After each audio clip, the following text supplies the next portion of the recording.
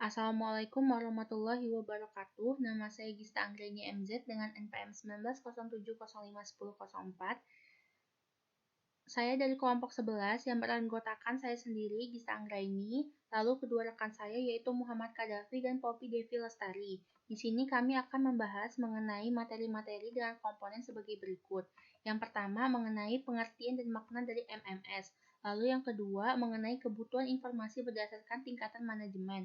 Yang ketiga itu dukungan teknologi terhadap manajemen. Lalu komponen keempat mengenai sistem informasi manajemen atau biasa kita sebut dengan SIM. Di sini, untuk komponen pertama dan komponen keempat akan dibahas oleh saya sendiri, yaitu mengenai pengertian dari MMS serta sistem informasi manajemen.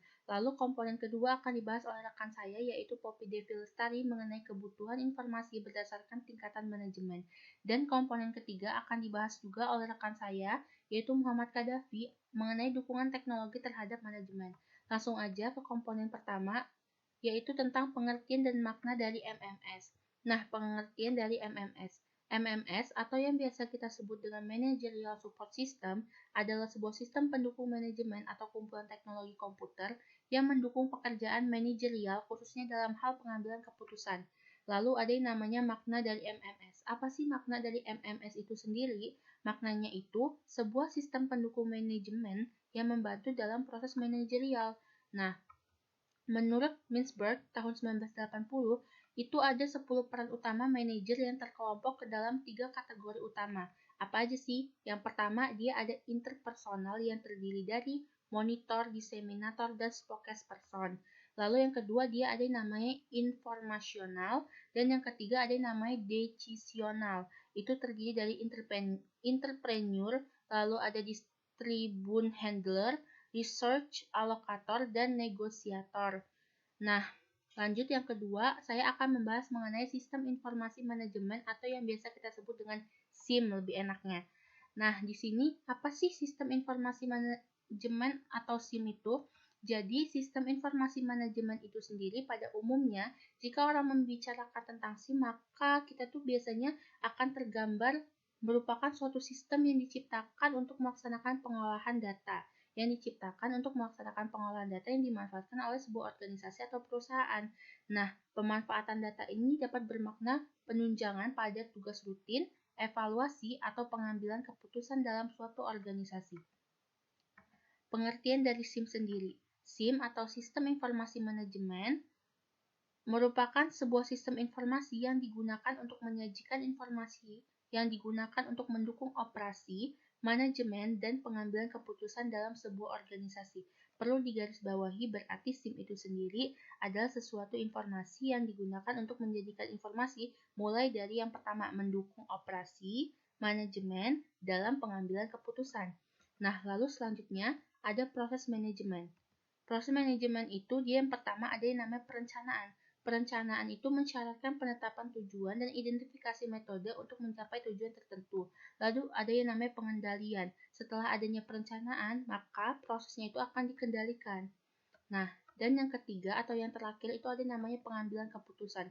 Setelah direncanakan, lalu dikendalikan, lalu setelah itu baru bisa diambil keputusan atau di proses pengambilan keputusan ini, di mana fungsinya sebagai jalinan antara perencanaan dan pengendalian. Nah, lalu ada selanjutnya ada yang namanya karakteristik sistem informasi manajemen. Yang pertama itu dia beroperasi pada tugas yang terstruktur, lalu ada meningkatkan efisiensi dengan mengurangi biaya, dan yang ketiga menyediakan laporan dan kemudahan akses yang berguna untuk pengambilan keputusan, tetapi tidak secara langsung. Adapun tujuan dari sistem informasi manajemen, yang pertama menyediakan informasi yang dipergunakan di dalam perhitungan harga pokok jasa, produk, dan tujuan lain yang diinginkan manajemen. Yang kedua, menyediakan informasi yang dipergunakan dalam perencanaan, pengendalian, pengevaluasian, dan perbaikan berkelanjutan. Yang ketiga, menyediakan informasi untuk pengambilan keputusan. Selain tujuan, dia juga ada manfaat. Manfaat dari SIM itu sendiri yang pertama mengembangkan proses perencanaan yang efektif, yang kedua mengidentifikasi kebutuhan akan keterampilan pendukung sistem informasi, dan yang terakhir adalah menetapkan investasi yang akan diarahkan pada sistem informasi. Lalu selanjutnya macam-macam laporan sistem informasi manajemen. Yang pertama itu dia ada laporan periodik, laporan ikhtisar, laporan perkecualian, laporan perbandingan. Lalu ada juga 5 aspek sistem informasi manajemen. Yang pertama itu dia ada proses manajemen, proses pengembangan, representasi, dan sistem aplikasi. Contoh-contoh dari sistem informasi manajemen. Yang pertama, dia ada sistem informasi akuntansi, di mana dia menyediakan informasi dan transaksi keuangan. Yang kedua, ada yang namanya sistem informasi akademik, seperti namanya, dia bergerak di bidang akademik atau pendidikan. Lalu ada sistem informasi pemasaran, ada sistem informasi manajemen persediaan, sistem informasi personalia, sistem informasi distribusi, sistem informasi pembelian, sistem informasi kekayaan, sistem informasi analisis kredit, sistem informasi penelitian dan pengembangan, sistem informasi analisis software, sistem informasi teknik, dan sistem informasi rumah sakit. Lalu ada juga elemen-elemen fisik dalam sistem informasi manajemen. Yang pertama ada perangkat keras komputer atau hardware. Lalu ada perangkat lunak atau software, perangkat lunak sistem umum, perangkat lunak terapan umum, dan program aplikasi. Lalu yang ketiga ada yang namanya database. Dan yang keempat ada yang namanya prosedur, serta yang terakhir kelima yaitu ada petugas pengoperasian. Nah, pastinya setiap sistem informasi itu ada keunggulan dan kekurangannya kan. Nah, begitu juga dengan sistem informasi manajemen, keunggulannya itu adalah yang pertama meningkatkan efisiensi operasional investasi di dalam teknologi. Sistem informasi dapat menolong operasi perusahaan menjadi lebih efisien. Lalu yang kedua, dia memperkenalkan inovasi dalam kegiatan bisnis. Dan yang terakhir, membangun sumber-sumber informasi strategis. Selain keunggulan, sistem informasi manajemen juga memiliki kelemahan. Kelemahannya itu antara lain yang pertama ada pengurangan tenaga kerja. Lalu yang kedua, ketergantungan oleh si manusia terhadap sistem informasi manajemen tersebut.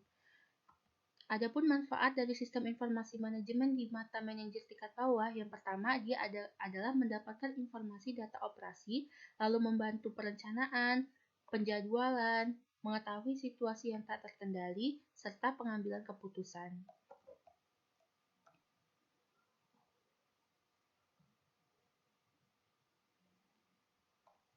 Baik, sekian presentasi materi mengenai MMS dan SIM atau Sistem Informasi Manajemen yang telah saya sampaikan. Semoga materi yang saya sampaikan bermanfaat. Sekian, terima kasih. Wassalamualaikum warahmatullahi wabarakatuh.